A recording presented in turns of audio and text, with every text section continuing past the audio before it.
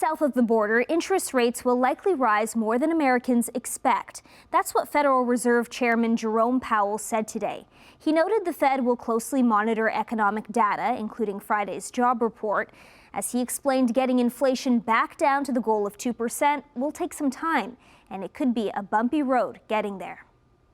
Federal Reserve Chair Jerome Powell told U.S. lawmakers today that the Fed will likely need to raise interest rates more than expected in response to recent strong data, adding that it's prepared to move in larger steps if the totality of incoming information suggests tougher measures are needed to control inflation. The latest economic data have come in stronger than expected, which suggests that the ultimate level of interest rates is likely to be higher than previously anticipated. While some of that unexpected economic strength may have been due to warm weather and other seasonal effects, Powell said it may also be a sign the Feds need to do more to temper inflation, perhaps even returning to larger rate increases than the quarter percentage point steps officials had been intending to use going forward. If the totality of the data were to indicate that faster tightening is warranted, we'd be prepared to increase the pace of rate hikes.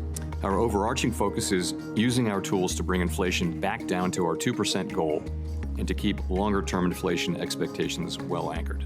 Senators responded with a broad set of questions and pointed criticism around whether the Fed was diagnosing the inflation problem correctly and if price pressures could be tamed without significant damage to economic growth and the job market. Republican Senator John Kennedy suggested historical records show that in order to bring interest rates down to the Fed's goal of 2%, the unemployment rate would need to reach 10.6%, a level Powell disputed.